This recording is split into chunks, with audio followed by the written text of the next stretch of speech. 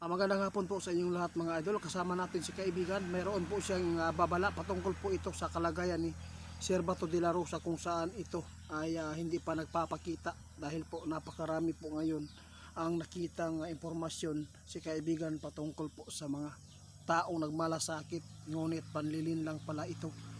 Huwag kang magpadakip sir, huwag kang magpahuli, huwag kang sumuko. Yun po. Dahil nakita ng ating kaibigan, masama itong pangitain. Grabe kaibigan, ang sanam taon eh. Ang sakit talaga kaibigan, sobra. Kaibigan, ano man, bakit? Ano ang impormasyon na nakikita ninyo ngayon sa mga tao nagmalasakit, kunuhay kay Sir Bato de la Rosa?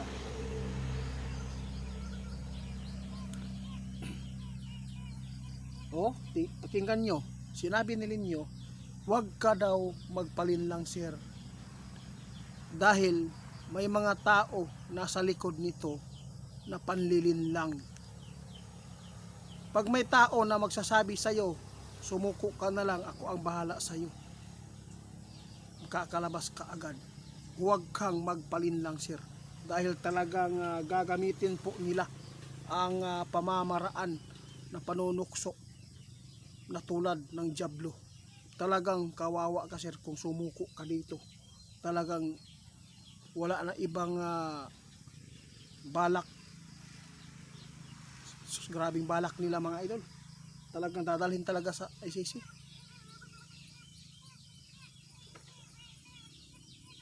Oh, grabe ang nakita ninyo. Ingat po mga idol, dahil nakita ni kaibigan, may mga tao daw sa likod nito na magkunwari nagtumulong, naawa, pero kapahamakan pala ang maidudulot daw dito. Kaya hindi daw pwede na magkampante si Sir, no, Bato de la Rosa dito, dahil talagang nababahala ang ating kaibigan ngayon sa nakita nila mga idol. Tandaan ninyo, maraming kaibigan si Sir Bato de la Rosa, ngunit hindi po lahat ay mapagkatiwalaan.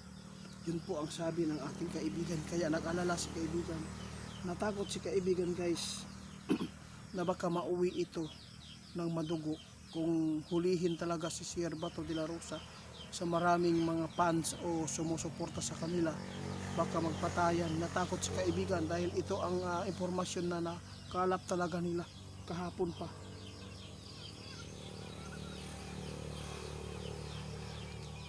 Oh, grabe no. Kailangan talaga mga idol na hindi magpadala sa emosyon, sa tensyon, sa galit mga idol. Isipin nating mabuti ang pag-iisip ng kasamaan ay magbibigay po ito ng kapahamakan. Kaya sa lahat po ng makapanood sa amin, ito lang po ang aming advice. Kung sino man ang mga tao ngayon na mag-chat sa inyo sir, huwag ka talaga magpa-linlang, dahil talagang pinaplanuhan na talaga nila. Gagawin po nila ang lahat para lang ikaw ay malinlang. Kaya sa lahat ng makapanood mga idol, pag-share po, dahil na nag-alala si kaibigan po sa kalagayan ni Sir Bato de la Rosa dahil sa nakikita nilang impormasyon na patungkol po sa plano ng mga taong to. Kapahamakan pala ang kanilang gusto. Nagkunwari, traidor talaga ang mga Pilipino mga idol. Talagang dadalhin talaga si Sir Bato de la Rosa doon talaga sa ICC. Mga idol, sa lahat ng makapanood sa amin, no, pwede po bang pakisuyo, paki-report ni Ghost Hunter 88 Fans 2.0. Maraming salamat po. Guys, tandaan natin ang babala ni kaibigan. Talagang natatakot si kaibigan sa mangyayari. Talagang pinaghahandaan na talaga ng mga supporters ng mga Duterte sa gagawin po ng mga taong ito sa paghuli kay Bato de la Rosa. Talagang pinaghandaan na talaga ng mga supporters na ito ang gagawin. Ayaw natin na mauwi sa kapahamakan, madugo. Baga idol, tandaan po ninyo itong babala ng ating kaibigan. Hindi ito masama at hindi ito kagustuhan ng ating kaibigan na mapapahamak po ang mga inosente. Alam kong hindi natin masisi ang mga sumusuporta sa kabila. Kaya Yun lang mga idol, maraming salamat sa inyo.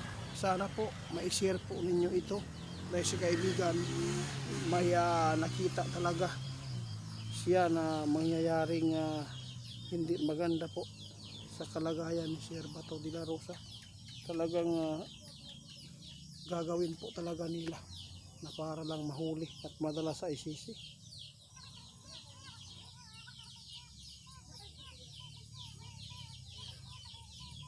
Salamat kaibigan ha. Guys, umalis na si Ginyo. Kayo na lang bahala mga idol kung sino man po ang malapit sa kinaroroonan ni Sir Bato de la Rosa. Paki-share na lang mga idol, mag-ingat po siya talaga.